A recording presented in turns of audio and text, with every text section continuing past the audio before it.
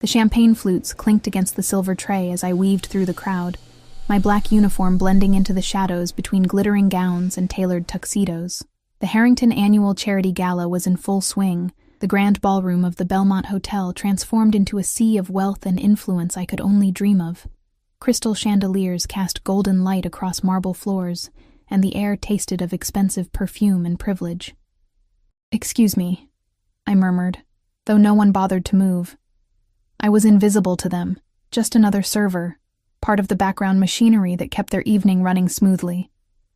My feet ached in the mandatory black heels, my 6th straight hour of standing nearly unbearable. But I needed this job. The envelope in my apartment with the final notice from the hospital wasn't going to pay itself. "Champagne, sir?" I offered the last flute on my tray to a portly gentleman who didn't even glance my way as he took it. His diamond cufflinks probably cost more than 6 months of my rent. "That's the last of them, Eliza," said Marco, another server passing by with empty appetizer plates. "Mrs. Winters wants you to check on the VIP section. They're running low on the special reserve." I nodded, suppressing a sigh.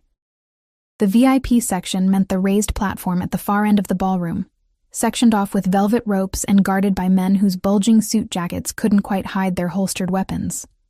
Security for the elite. I'd been avoiding that area all night. "On it," I replied, tucking a strand of brown hair that had escaped my mandatory tight bun. As I made my way to the service bar for the special reserve champagne, my gaze drifted to the glass doors leading to the balcony. Just a 5-minute break, that's all I needed. Just 5 minutes to breathe air that wasn't heavy with wealth and judgment. I glanced around. Mrs. Winters, the event coordinator, was deep in conversation with the hotel manager. The other servers were busy with the dinner preparation. No one would notice if I slipped away briefly. The cool night air hit my face like a blessing as I stepped onto the balcony. The city sprawled below, a tapestry of lights against the darkness. I closed my eyes, inhaling deeply, feeling the tension in my shoulders ease slightly. "Shouldn't you be working?" The voice, deep, accented with something I couldn't place, startled me. I spun around, nearly losing my balance on the polished stone floor. He stood in the shadows, the ember of a cigarette glowing between his fingers. I couldn't make out his face clearly, but his silhouette was tall, broad-shouldered, beneath what was obviously an expertly tailored suit. Not one of the regular guests. I'd been serving them all night. This man had an air of something different, something dangerous. "I'm sorry, sir. I stammered, backing toward the door. Taking a moment to breathe, he finished for me, his voice unexpectedly gentle. "Don't apologize for being human." He stepped forward, and the soft light from the ballroom caught his features. My breath hitched. He was older than me, maybe late 30s, with olive skin and dark hair swept back from a face that belonged on a Renaissance painting. Strong jaw, straight nose, and eyes so intensely dark they seemed to absorb the light around them. But it was the scar, a thin white line running from his right temple to the corner of his mouth, that made my heart rate quicken. I knew instantly who he was. Everyone in the city knew of Adriano Costello, or at least the whispers about him. The businessman whose enterprises extended far beyond legitimate commerce. The man whose name was spoken in hushed tones even by the wealthy elite inside. "I should get back," I managed, my voice barely audible. He nodded, taking another drag of his cigarette before extinguishing it precisely. "Of course." His eyes stayed on me, assessing, contemplating. "What's your name?" I hesitated. Everything in me screamed not to answer, to flee back to the safety of the crowd, but refusing him felt impossible. "Eliza. Eliza Brennan." "Eliza." The way he said it made it sound like he was tasting it, committing it to memory. "Go on then. Don't let me keep you from your duties." I slipped back inside, heart hammering against my ribs. The encounter left me shaken in a way I couldn't explain. I rushed to the service bar, filling my tray with flutes of the special reserve champagne, a vintage that cost more per bottle than I made in a week. The VIP section loomed ahead. 3 round tables occupied by men in bespoke suits and women dripping in jewels. At the center table sat Adriano Costello, now flanked by two men with the unmistakable bulk of concealed weapons beneath their jackets. He'd moved inside while I was getting the champagne. I approached cautiously, offering drinks with a practiced smile that felt brittle on my face. When I reached his table, I kept my eyes down, focusing on the gleaming surface and the hands that reached for the champagne. Heavy rings, manicured nails, the subtle scent of expensive cologne. Miss Brennan. My name in his mouth froze me in place. I looked up, meeting those dark eyes again. He remembered. Of course he remembered. "Sir?" I managed. "You missed a spot." He gestured to the corner of his own mouth, indicating I should check mine. Mortified, I quickly wiped at my face, feeling a smudge of lipstick come away. "Thank you," I murmured. The ghost of a smile touched his lips, there and gone in an instant. I turned to leave, desperate to escape his presence, when disaster struck. The heel of my shoe caught in the plush carpet. I stumbled, the remaining champagne flutes on my tray tilting precariously. I overcorrected, and watched in horror as one flute tipped over the edge, its golden contents spilling directly onto the lap of the woman beside Adriano Costello. "You stupid girl!" she shrieked, leaping up as the expensive champagne soaked into her crimson gown. "Do you have any idea what this dress costs?" The room seemed to freeze. Every eye turned toward the commotion. Mrs. Winters was already hurrying over, her face a mask of professional panic. "I'm so sorry," I gasped, setting down the tray and grabbing napkins. "Please let me—" "Don't touch me!" The woman slapped my hand away. She was beautiful in that cold, perfect way. Blonde hair arranged in an elaborate updo, diamonds at her throat and ears, features sharp with fury. "You're fired. Do you hear me? I'll make sure you never work another event in this city." Mrs. Winters arrived, full of apologies and offers to cover cleaning costs. I stood frozen, watching my life crumble before me. Without this job, I couldn't pay rent. Couldn't make the hospital payments for my mother's care. Couldn't survive. "Enough, Vanessa." Adriano's voice cut through the commotion like a blade. He hadn't raised it, but the authority in his tone silenced everyone immediately. "Accidents happen." "Look what she did to my dress," Vanessa protested, though with noticeably less venom. Adriano's expression didn't change. "Mr. Reynolds will take you to have it cleaned. I believe the hotel has facilities." A subtle nod, and one of his men stepped forward, gesturing for Vanessa to follow. She looked like she wanted to argue but thought better of it. With a final glare in my direction, she stalked away. "Mrs. Winters," Adriano continued, his tone pleasant, but leaving no room for refusal. "I believe your staff is overworked tonight. Perhaps Miss Brennan could use a short break to compose herself." Mrs. Winters blinked rapidly. "Of course, Mr. Costello. Eliza, take 15 minutes in the staff room." I couldn't believe what I was hearing. Instead of being fired on the spot, I was being given a break. I mumbled thanks and backed away from the table, feeling Adriano's eyes follow me across the room. In the quiet of the staff break room, I splashed cold water on my face, careful not to ruin my makeup further.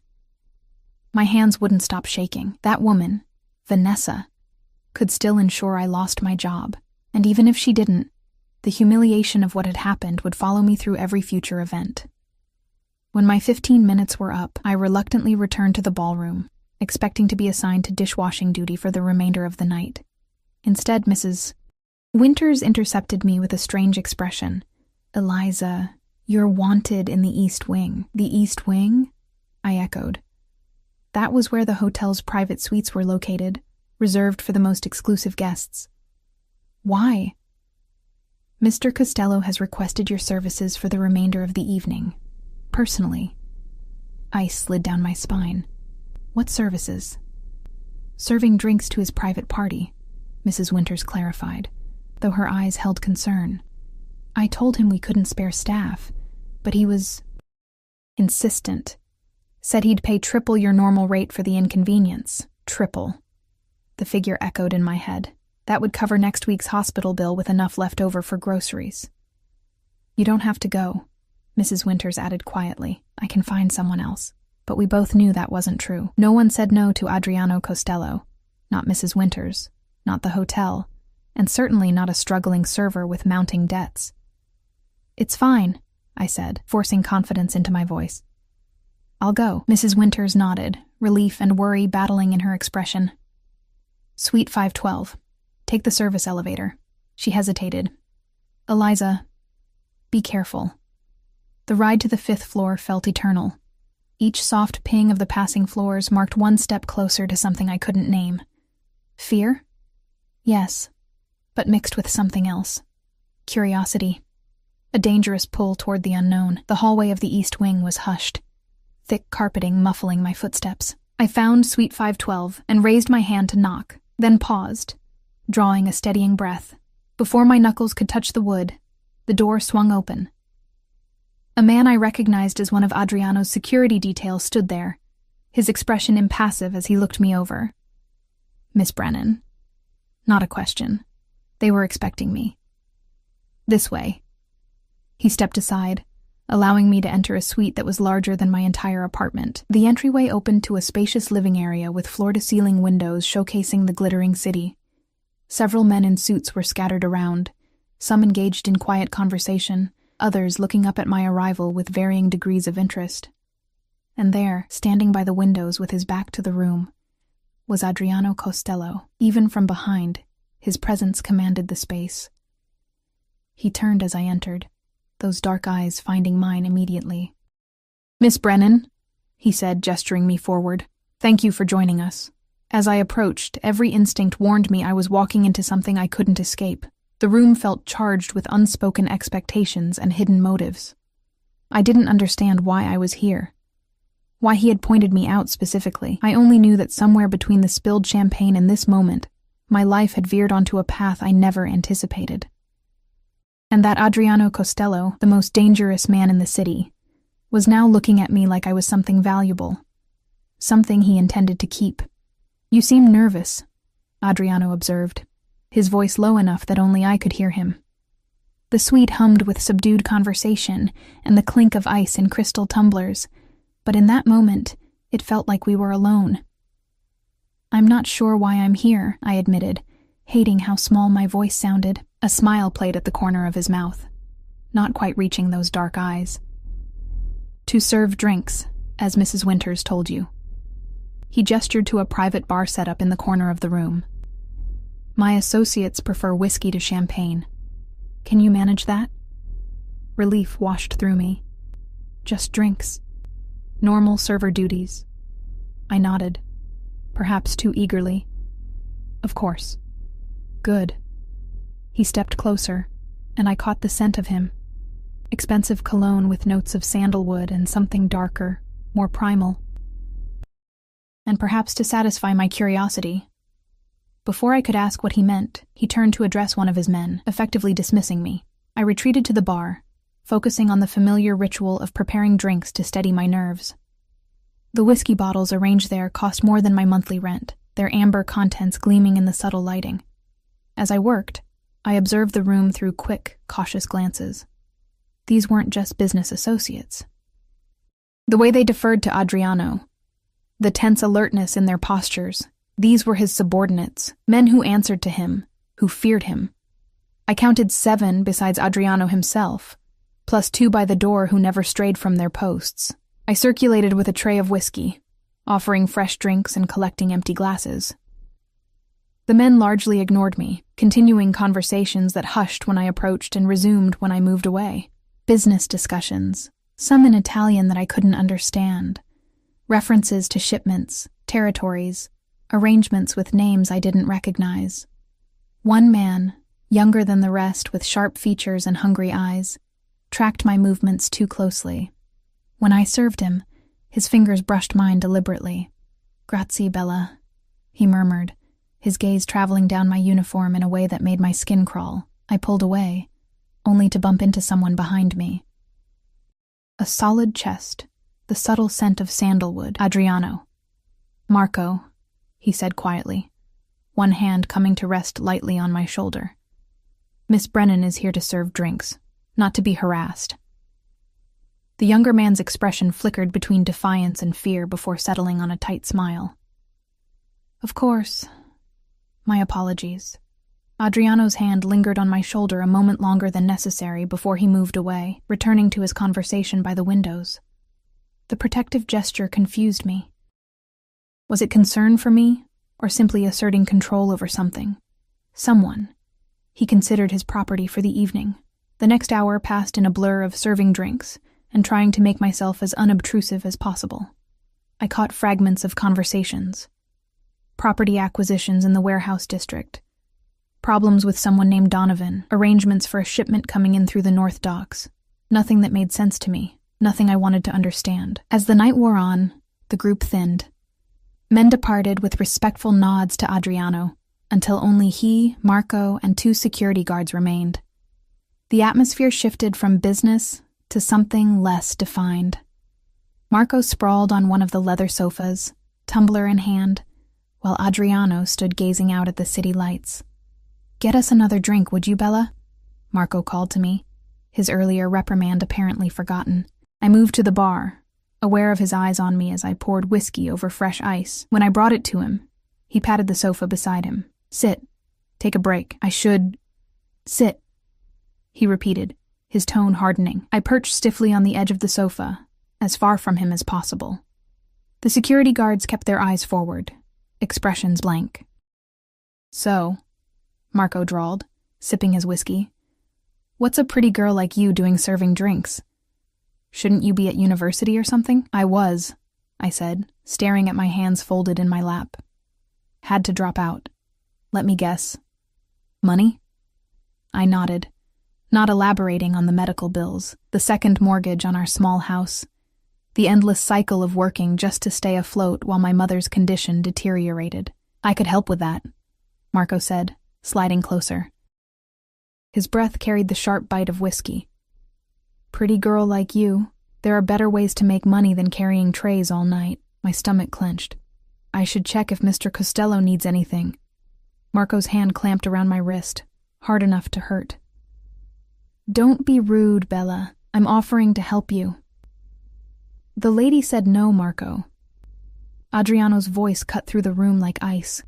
He hadn't turned from the window, hadn't raised his voice, but the command in his tone was unmistakable. Marco released my wrist immediately, sitting back with a forced laugh. "We were just talking, Adriano. Getting to know each other." "Miss Brennan." Adriano finally turned, his expression unreadable. "Would you join me for a moment?" It wasn't a request. I stood, relief and fresh anxiety warring in my chest as I crossed to where he stood. Behind me, I heard Marco mutter something in Italian, too low for me to catch. "Ignore him," Adriano said when I reached him. "Marco has impulse control issues. It's why he'll never advance beyond his current position." He said it loudly enough for Marco to hear, a public rebuke that made the younger man's face flush with anger. Adriano gestured to the door on the far side of the suite. "Walk with me." I hesitated, glancing back at the room, at the exit that suddenly seemed very far away.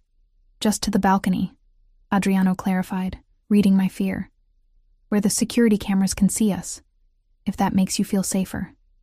It didn't, not really, but refusing felt impossible. I followed him through the door into what appeared to be the master bedroom of the suite, a massive space dominated by a king-sized bed and more floor-to-ceiling windows. Adriano walked past the bed without a glance, heading straight for the glass doors that led to a private balcony. The cool night air was a relief after the stifling tension inside. The balcony overlooked the city from an even higher vantage than the main ballroom, the lights stretching to the horizon where they met the blackness of the ocean. "Beautiful, isn't it?" Adriano said, his accent thickening slightly as he gazed out at the view. "I've always loved this city, even when it tried to destroy me." I didn't know how to respond to that, so I remained silent, keeping a careful distance between us. Below, tiny figures moved along the streets, headlights traced the grid of roads, all of them unaware of being observed from above. I wondered how many businesses down there paid protection to the man standing beside me. "Why did you have to drop out of university, Eliza?" he asked, startling me with the personal question and the use of my first name. "My mother got sick," I answered, the familiar pain tightening my chest. "Cancer. The insurance. It wasn't enough." Adriano nodded, unsurprised. The American healthcare system, so civilized, so brutal. He turned to face me, studying my face with an intensity that made me want to shrink away. And your father? Gone. Left when I was 12. So it's just you caring for her. It wasn't a question, but I nodded anyway. She's in a specialized care facility now. The treatments are experimental, but they're working. She has a chance. I didn't add that the chance came with a price tag that kept me awake at night, working double shifts and still falling behind. Noble, Adriano said, and I couldn't tell if he was being sincere or mocking. Family is everything. Those who abandon it. He shook his head, disgust evident in his expression. Men like your father deserve nothing but contempt. The vehemence in his voice surprised me. For a moment, the mask slipped, revealing something raw and personal beneath the controlled exterior. Then it was gone, his features composing themselves back into neutral observation. What were you studying? He asked, changing the subject abruptly. Nursing, I said, a bitter smile twisting my lips at the irony. Dropping out of nursing school to pay for medical care. You want to help people. I shrugged. I want to make enough money to live. He laughed then, unexpected and genuine. Practical. I like that. His gaze returned to the city below. Do you know who I am, Eliza? My heart rate picked up. Everyone knows who you are, Mr. Costello. Adriano, he corrected. And what is it that everyone knows? I swallowed hard. That you're influential. That your business interests are diverse. Another laugh, shorter this time. A diplomatic answer. Most would say I'm a criminal, a monster who profits from suffering. He looked at me directly. Is that what you think? Every instinct screamed to lie, to flatter, to say whatever would keep me safe. But something in those dark eyes demanded honesty, as if he'd know immediately if I tried to deceive him. I think, I said carefully, that good and evil aren't as simple as people want them to be, that sometimes surviving means making difficult choices. His eyes widened slightly, the first genuine surprise I'd seen from him. For a long moment, he just looked at me, the silence stretching between us like a living thing. Why am I really here? I finally asked, unable to bear the tension any longer. It's not just to serve drinks. Adriano turned back to the view, his profile sharp against the night sky. No, he agreed, it's not. He paused, seeming to choose his words carefully. I recognize something in you, something familiar. What? I asked, genuinely confused. Hunger, he said simply. The kind that comes from having nothing handed to you, from fighting for every scrap. He glanced at me. I grew up with nothing, less than nothing, in a neighborhood where children disappeared and no one asked questions, where the only path out was to become the thing everyone feared. I didn't know what to say to this unexpected confession, this glimpse behind the curtain of his carefully constructed persona. I have a proposition for you, he continued when I remained silent. My stomach dropped. I'd heard enough about Adriano Costello to know that his propositions were rarely things decent people accepted. Whatever he was about to offer, it wouldn't be as simple as serving drinks at private parties. I'm not, I began, panic rising in my throat. Not what you're thinking, he interrupted, a hint of amusement in his voice. I need someone to help manage my household affairs. My previous assistant recently departed under unfortunate circumstances. The way he said unfortunate circumstances sent a chill down my spine. I didn't want to know what had happened to his previous assistant. I need someone organized, discreet, and unconnected to my other business interests. Someone who understands the value of loyalty. His eyes held mine.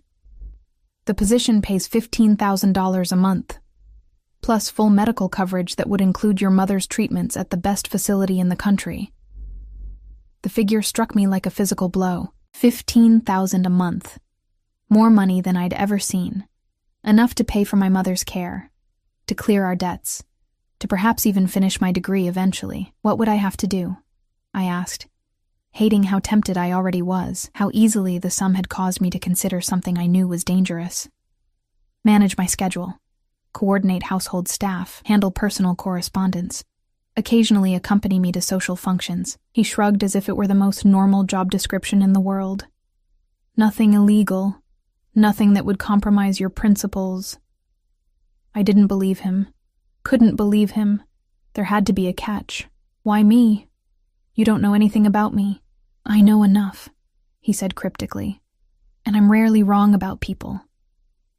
The wind picked up, sending a chill through my thin uniform. Adriano noticed, shrugging off his jacket in one smooth motion and draping it over my shoulders before I could protest. The weight of it, the lingering warmth of his body, the scent of him surrounding me, it felt dangerously intimate. You don't have to answer now, he said, reaching into the inside pocket of the jacket still around my shoulders and producing a business card. Think about it. Call this number when you decide. I took the card automatically, the heavy cardstock embossed with just a phone number, no name. And if I say no? His expression remained unchanged, but something shifted in his eyes, a coldness that hadn't been there before.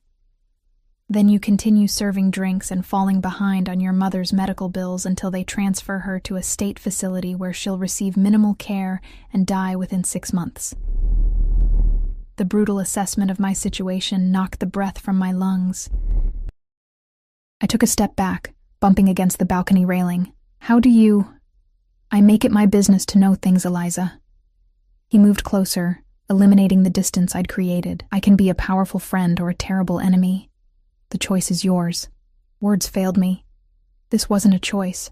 It was coercion wrapped in the thinnest veneer of opportunity. The sound of the balcony door opening saved me from having to respond. One of the security guards stepped out, his expression apologetic. Sir, Mr. Donovan is on the line. Says it's urgent. Adriano's jaw tightened almost imperceptibly. Tell him I'll call back in 5 minutes. The guard nodded and retreated, closing the door behind him. I should get back to work, I said, seizing the interruption as an escape. I started to shrug off his jacket, but his hand on my arm stopped me. Keep it for now, he said. You can return it when you come to give me your answer. I haven't agreed to anything. Not yet. The confidence in his voice was absolute. He knew the position I was in, knew I couldn't afford to refuse. But you will. I left the hotel that night with Adriano Costello's jacket wrapped around me like a shroud, his business card burning a hole in my pocket, and the weight of an impossible decision crushing my chest. The city bus rumbled beneath me as I stared out the window, watching raindrops race down the glass, distorting the neon lights beyond. $15,000 a month.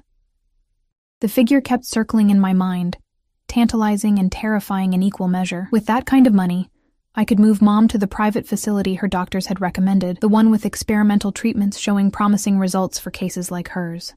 I could pay off our mounting debts. Maybe even return to school eventually. All I had to do was tie my life to Adriano Costello, a man whose name made hardened businessmen pale, whose empire was built on blood and fear. The bus lurched to a stop 2 blocks from my apartment building. I clutched Adriano's jacket tighter around me as I stepped into the rain, the expensive fabric repelling water in a way my cheap raincoat never could. Even his clothing was a reminder of the power differential between us. What he could give so casually cost more than I made in a month. My apartment building loomed ahead. A dingy 5-story walk-up with security that consisted of a broken intercom system and doors that never quite locked properly.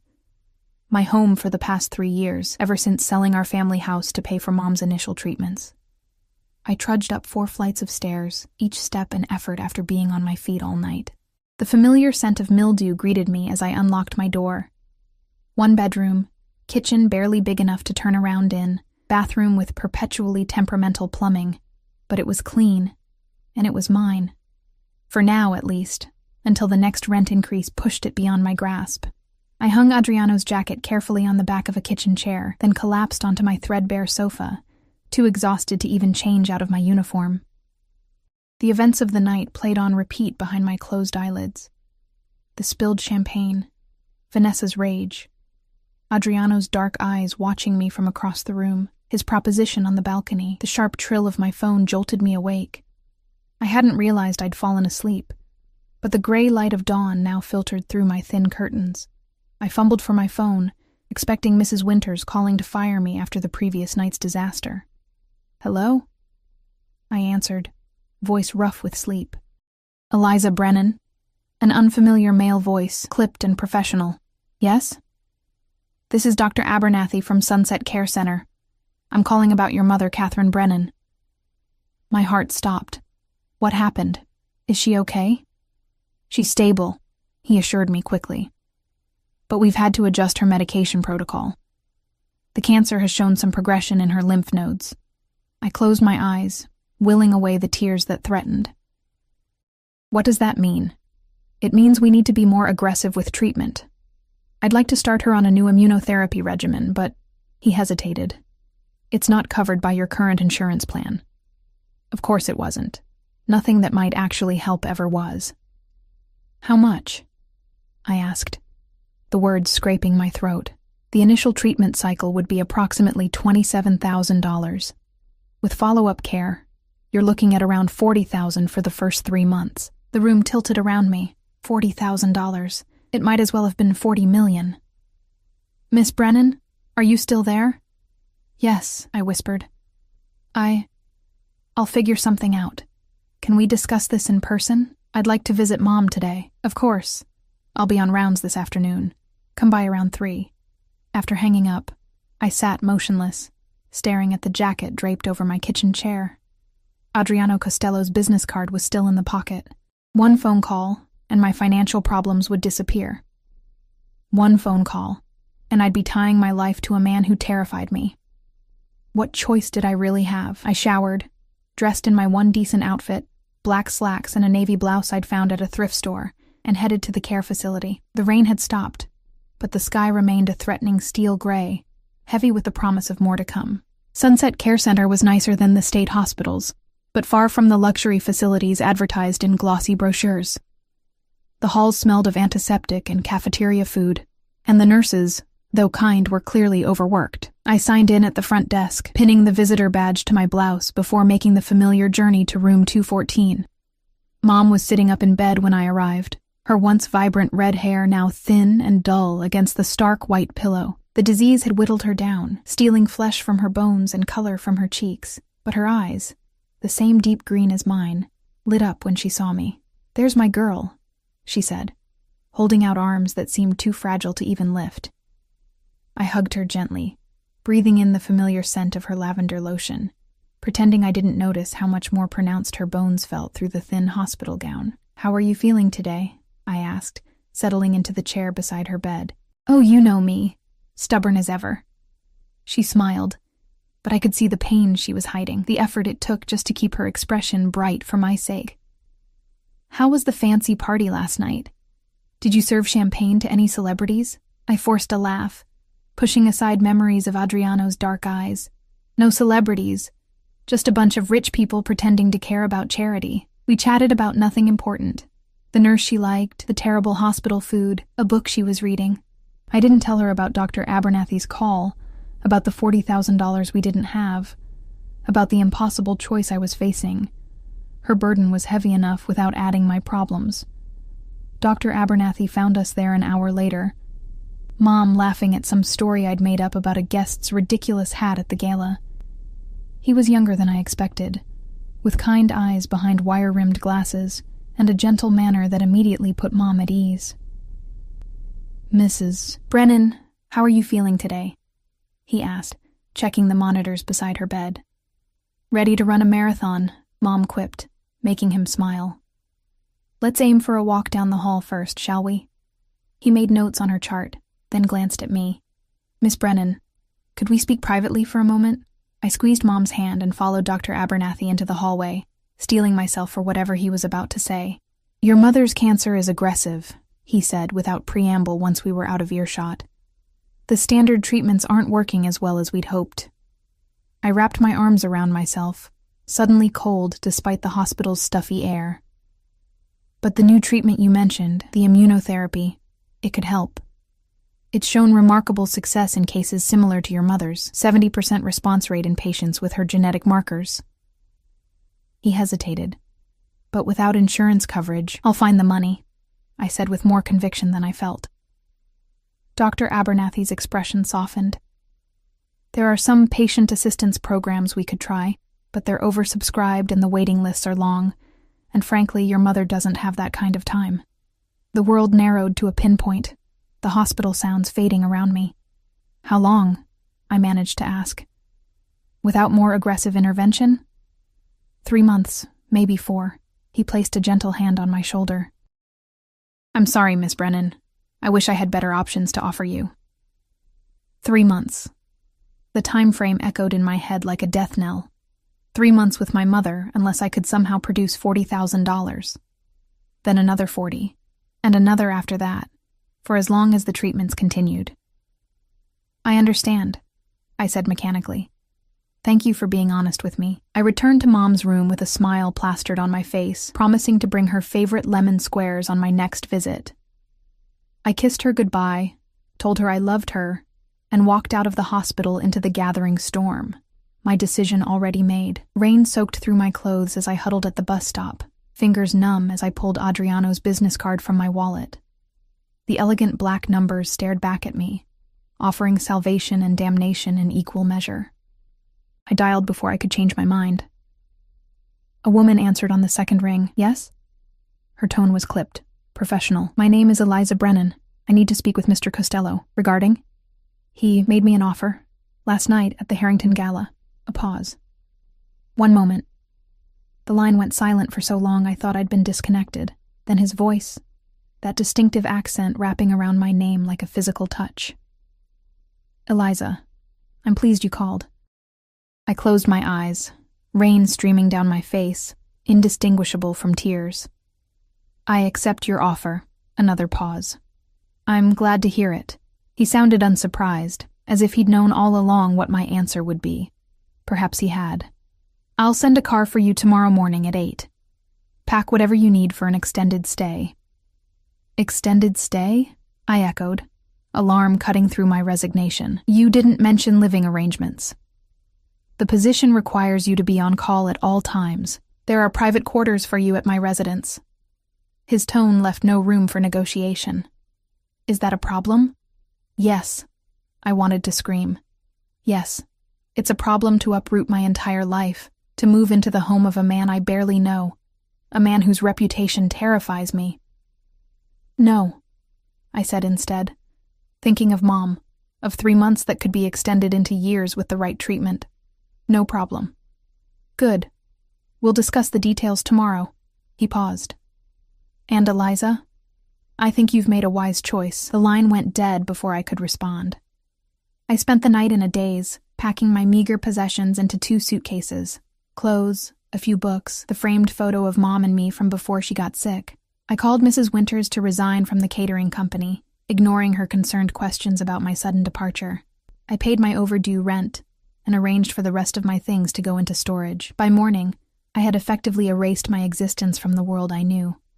The car that arrived at 8 was a sleek black Bentley with tinted windows, driven by a stone-faced man who introduced himself only as Frank. He loaded my suitcases into the trunk without comment and held the back door open for me. Where are we going? I asked as we pulled away from my apartment building for the last time. Mr. Costello's primary residence, Frank replied, eyes fixed on the road. In Westridge Heights. Westridge Heights, the exclusive enclave of mansions in the hills overlooking the city, homes to old money and new tech billionaires. A world away from my dingy apartment and the hospital corridors where my mother fought for her life. We drove for nearly an hour, leaving the crowded city streets behind, ascending winding roads flanked by ancient trees and imposing security gates. Finally, we turned onto a private drive, the car's tires crunching on pristine gravel as we approached what could only be described as a fortress disguised as a mansion.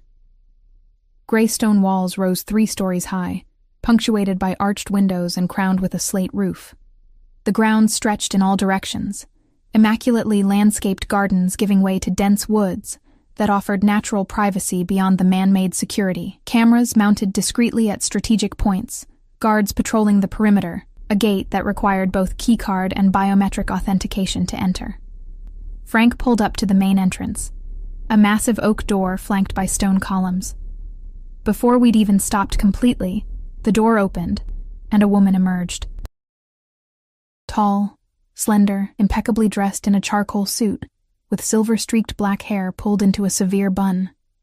Her expression as she watched me exit the car could only be described as suspicious. "Miss Brennan," she said, her accent matching Adriano's but more pronounced. "I am Sofia Costello, Mr. Costello's aunt and the manager of this household." I extended my hand. "It's nice to meet you, Mrs. Costello." She ignored my outstretched hand, her dark eyes, so similar to Adriano's, assessing me coldly. "You will address me as Ms. Sophia. Follow me. Mr. Costello is waiting in his study." Chastened, I followed her into the mansion, trying not to gape at the soaring ceilings, marble floors, and artwork that looked valuable enough to fund a small nation. The interior was elegant but masculine. Dark woods, leather furniture, a color palette of deep blues and rich burgundies, old money taste with new money resources. Sophia led me through a maze of hallways to a set of double doors at the rear of the house. She knocked once, then entered without waiting for a response. "The girl is here," she announced, stepping aside to allow me entry. Adriano's study was exactly what I might have imagined. Walls lined with leather-bound books, a massive desk of polished mahogany, windows overlooking carefully tended gardens. Adriano himself stood with his back to us, gazing out at the view, a tumbler of amber liquid in his hand despite the early hour. "Thank you, Zia," he said without turning. "Please show Miss Brennan to her quarters after we've spoken." Sophia gave a curt nod and withdrew, closing the doors behind her with a sound that felt somehow final, as if sealing my fate. Adriano turned then, setting his glass on the desk before approaching me. He wore no jacket today, just a crisp white shirt with the sleeves rolled up to expose strong forearms and tailored black pants. The scar on his face seemed more pronounced in the natural light streaming through the windows, a stark reminder of the violence in his past. "Eliza," he said, my name sounding like something precious in his mouth. "Welcome to your new home. Thank you for the opportunity, Mr. Costello," I replied formally, clutching my purse like a shield. "Adriano," he corrected gently. "If we're to work closely together, there's no need for such formality."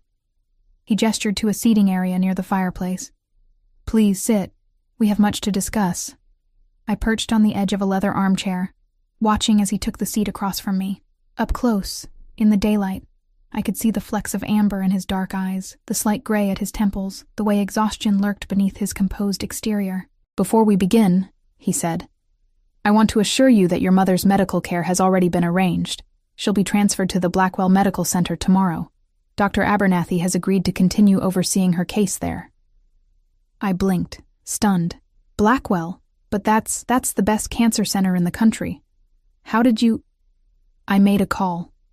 He shrugged, as if pulling strings to get a terminal cancer patient into an exclusive facility was nothing unusual. "The new treatment protocol Dr. Abernathy recommended has been approved. All expenses will be covered under your employment contract."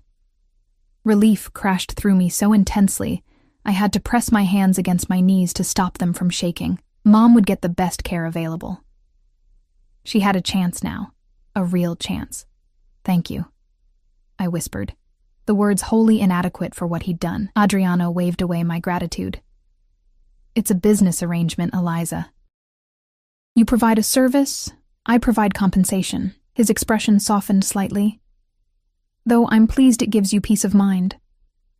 The reminder of our arrangement sobered me quickly. "What exactly will my duties entail?"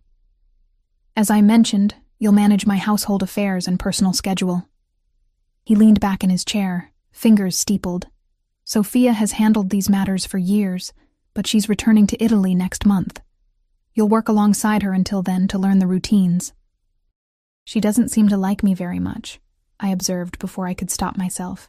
A smile tugged at the corner of Adriano's mouth.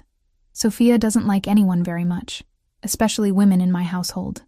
The way he said it, "women in my household," sent a chill down my spine. What exactly did he expect from me?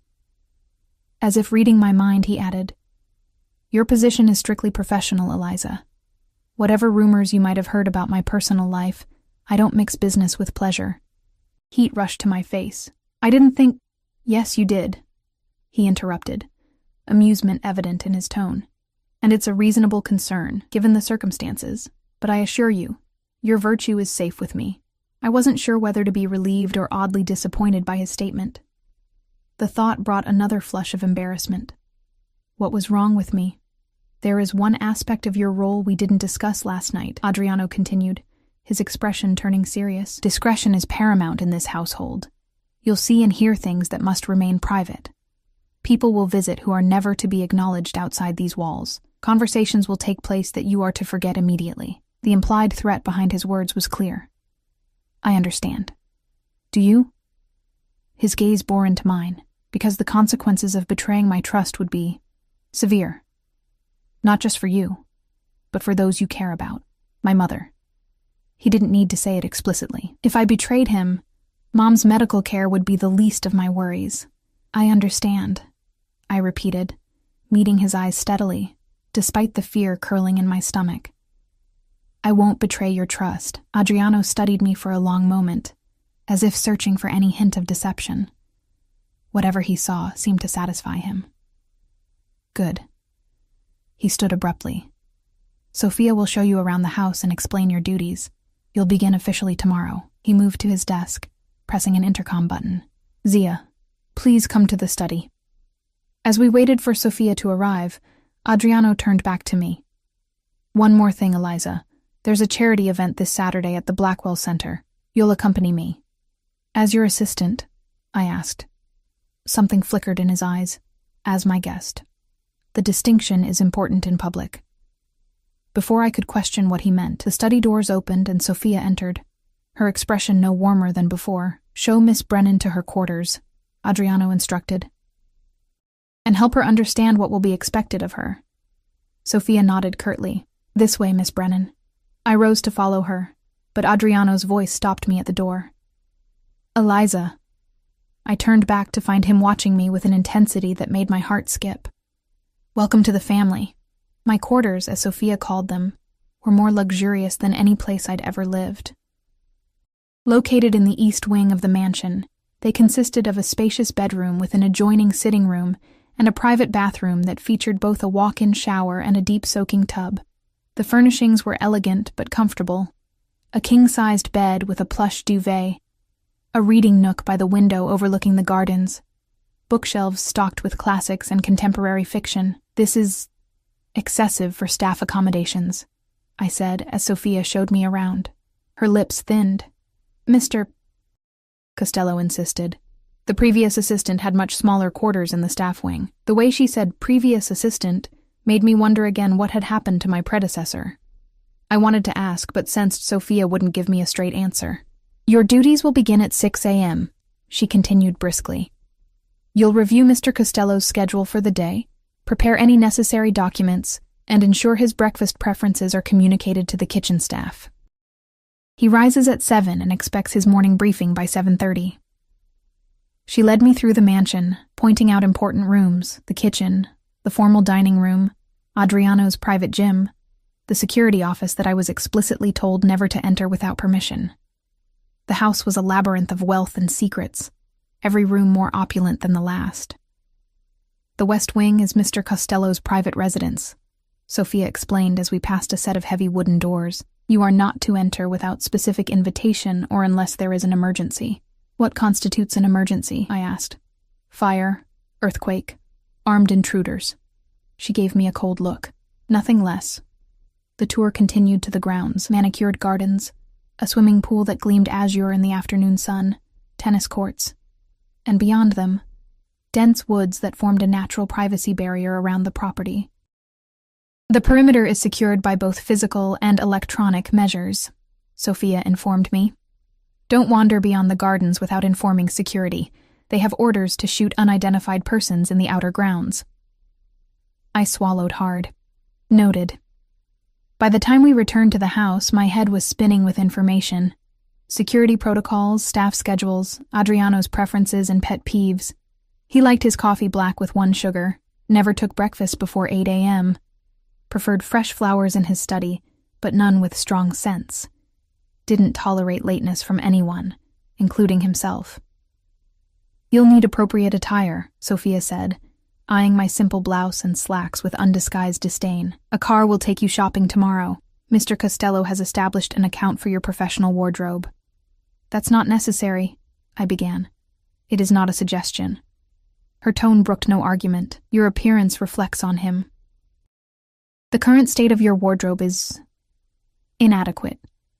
I bit back a retort. This woman already disliked me. Antagonizing her would only make my adjustment more difficult. "Now," Sophia continued, checking her watch, "Mr. Costello will be in meetings for the remainder of the day. You'll dine in your quarters tonight. Starting tomorrow, you'll take breakfast and lunch with the senior staff and dinner with Mr. Costello when he's in residence." "I'll be dining with him?"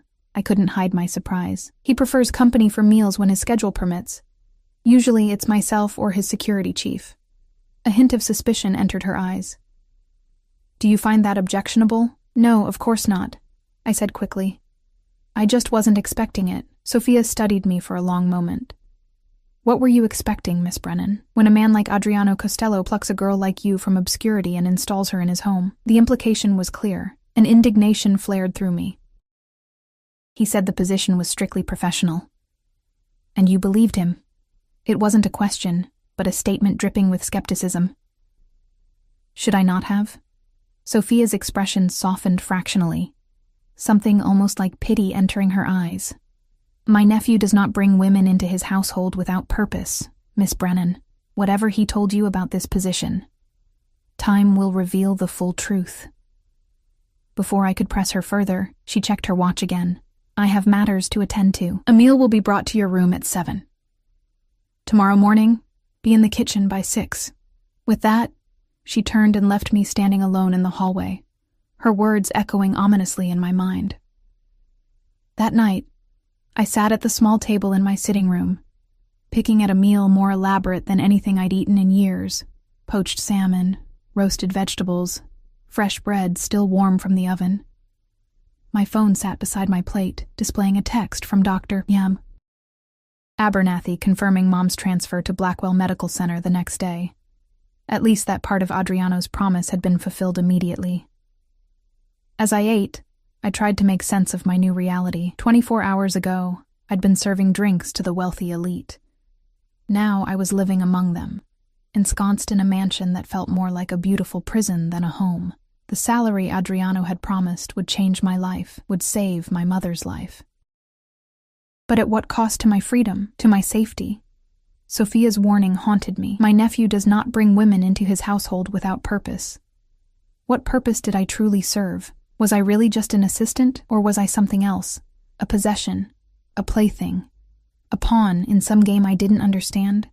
The next few days passed in a blur of new routines and information overload. True to Sophia's word, a car took me shopping, where an imperious personal stylist helped me select a wardrobe of designer business attire, tailored suits, silk blouses, dresses appropriate for both office work and formal events.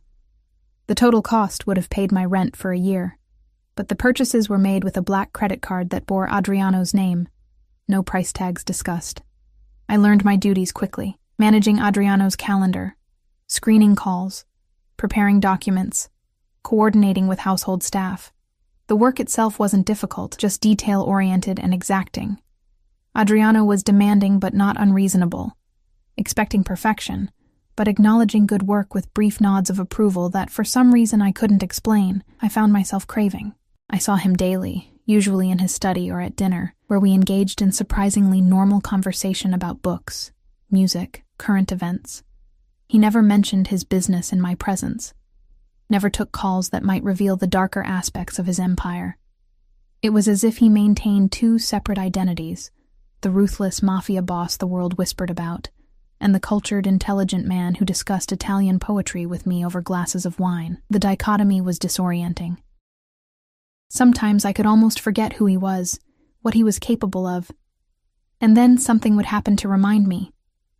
A hushed conversation ending abruptly when I entered a room, the constant presence of armed security, the way certain visitors were escorted directly to his study through side entrances, never recorded in the official visitor logs I maintained.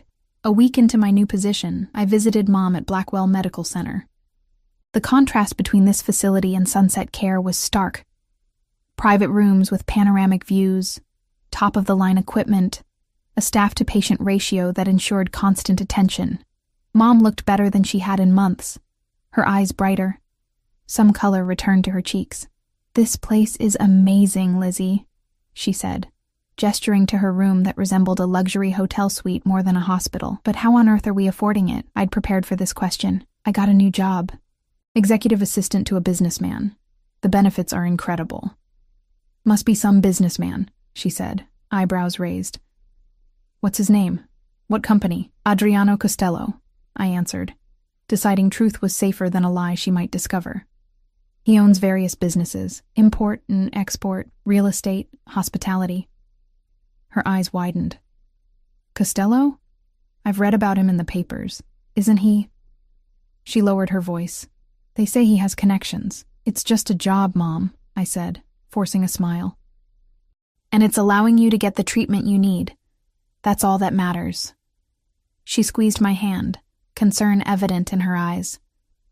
"Just be careful, sweetheart. Men like that, they don't give something for nothing." Her words echoed Sophia's warning, intensifying my unease. But watching her respond to a treatment that would have been financially impossible just weeks ago, I pushed my doubts aside. Whatever Adriano's true motives, the reality was that my mother now had a fighting chance. I would pay whatever price necessary for that. On Saturday evening, I stood in my new bedroom, staring at my reflection in the full-length mirror. The dress Sophia had selected for the charity event, a floor-length gown of deep emerald silk that complemented my eyes and hair, made me look like someone I barely recognized. Elegant, sophisticated, like I belonged in Adriano's world. A knock at my door startled me. When I opened it, I found Adriano himself waiting in the hallway, impeccable in a black tuxedo that emphasized his broad shoulders and lean frame. His eyes widened slightly as they took in my appearance. "You look beautiful," he said, the simple compliment sending an unexpected flush of pleasure through me. "Thank you," I replied, suddenly self-conscious. "You look very nice as well." A hint of amusement crossed his face at my awkward response. "Are you ready? The car is waiting." The charity gala at Blackwell Medical Center was even more lavish than the Harrington event where I'd first encountered Adriano. Held in the center's grand atrium, it featured an orchestra, gourmet catering, and a guest list comprised of the city's wealthiest and most influential citizens. The difference was that this time, I wasn't carrying a tray of champagne. I was on Adriano's arm, introduced as his associate to countless people whose names blurred together: doctors, donors, politicians, business leaders. Everyone knew him. Everyone respected him, or feared him. Sometimes it was hard to tell the difference. "Mr. Costello," gushed a silver-haired woman dripping in diamonds. "How wonderful to see you again. Your contribution to our pediatric wing has been transformative." "The children deserve the best care, Mrs. Hartwell," Adriano replied smoothly. "May I introduce Eliza Brennan? She's recently joined my staff." Mrs. Hartwell's eyes assessed me with practiced politeness that didn't quite hide her curiosity. "Lovely to meet you, dear. And what exactly do you do for Mr. Costello?" Before I could answer, Adriano's hand settled possessively at the small of my back. "Eliza manages my personal affairs," he said, his tone discouraging further inquiry. "She's proving quite invaluable." The woman's eyebrows rose slightly, her lips curving into a knowing smile that made my cheeks burn. She thought I was his mistress, I realized. They all probably did. As the evening progressed, I became increasingly aware of the curious glances, the whispered conversations that stopped when we approached, the speculative looks that followed us across the room. Adriano seemed oblivious, or perhaps indifferent, to the gossip swirling around us. He kept me close, his hand rarely leaving my back or arm, his attention focused on me even in the midst of important conversations with others. "You're tense," he observed as we stood by the champagne fountain, momentarily alone. "Are you uncomfortable?"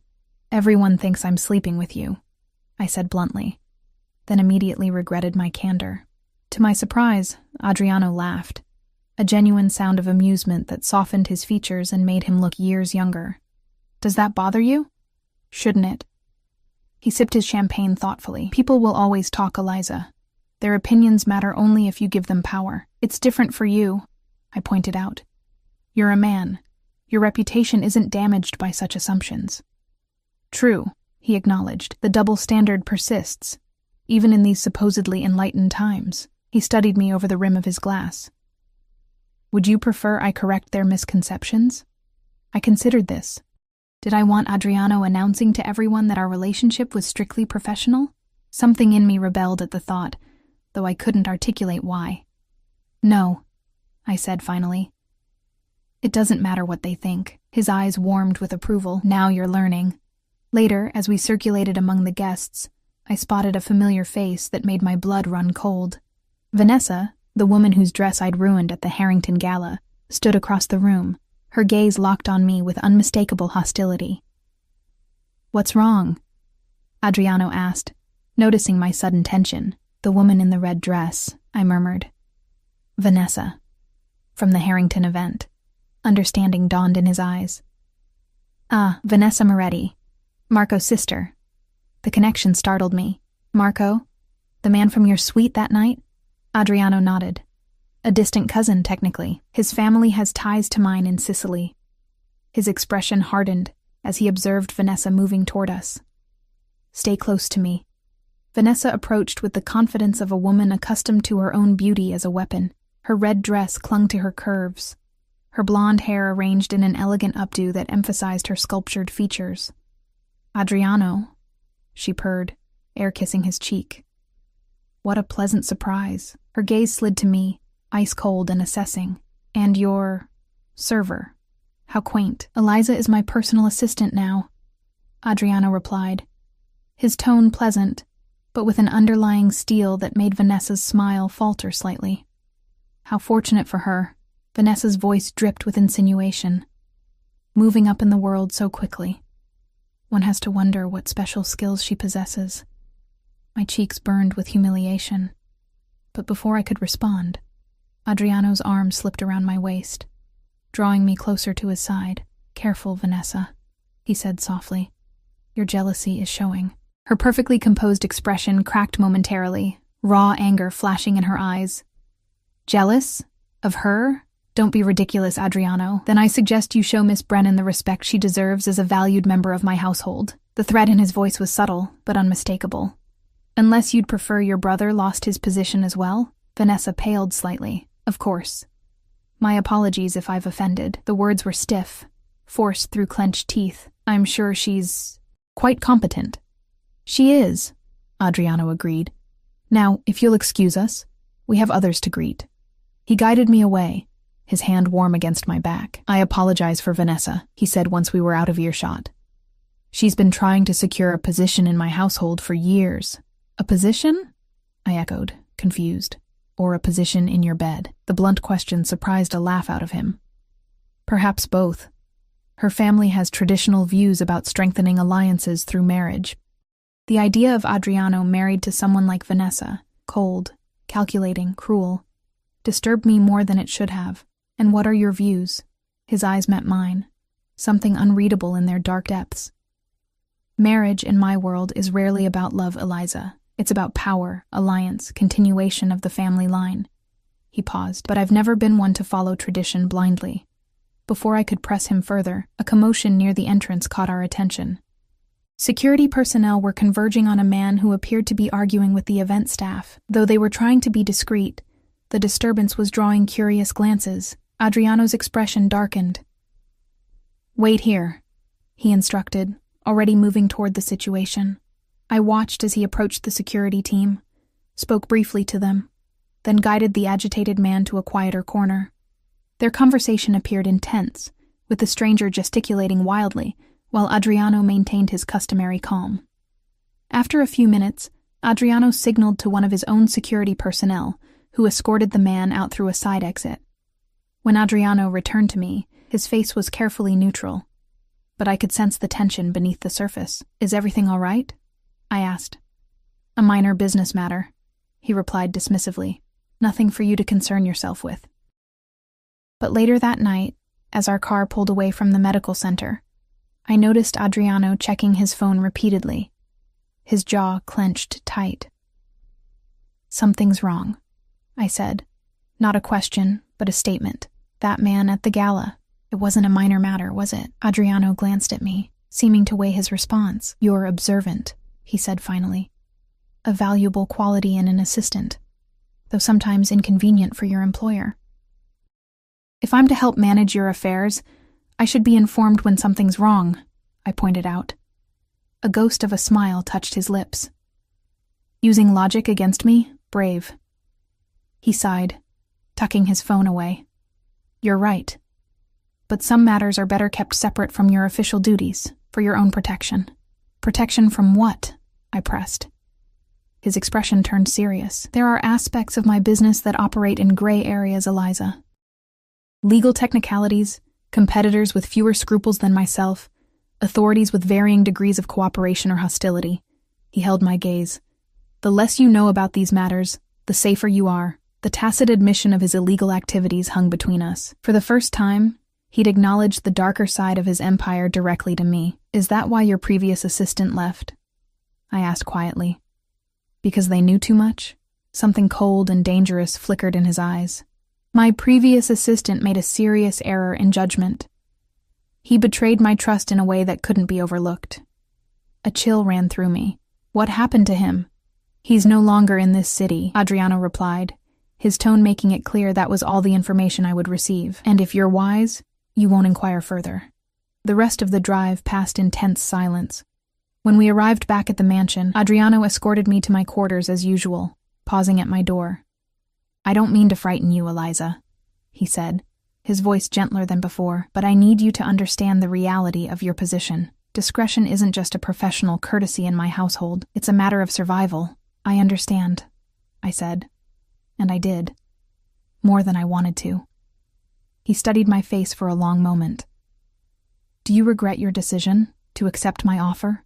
I thought of Mom in her private room at Blackwell, receiving treatment that was already showing positive results. I thought of the financial security I now had, the freedom from the constant grinding anxiety of poverty. "No," I answered honestly. "I don't regret it." Something like relief crossed his features. "Good.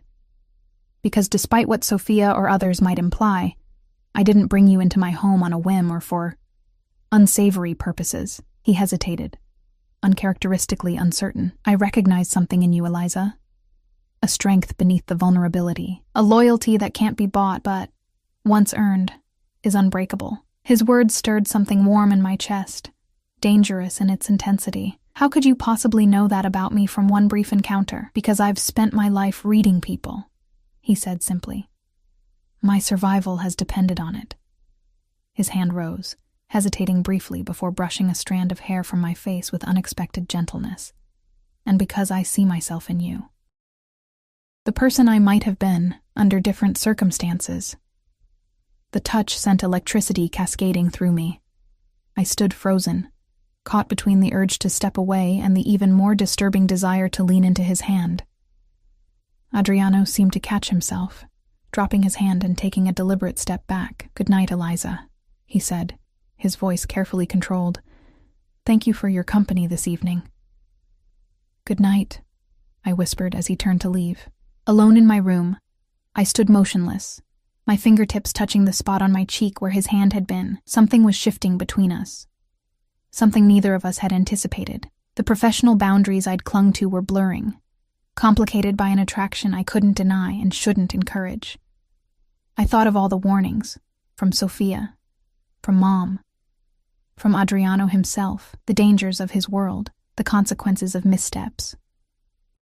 Yet despite everything, despite knowing exactly who and what he was, I found myself drawn to him like a moth to flame, irresistibly pulled toward a light that could either illuminate or destroy me. In the weeks that followed, I settled fully into my role in Adriano's household. Sophia departed for Italy after a thorough handover that included both professional instruction and a final cryptic warning. He will offer you everything, and it will seem like a choice.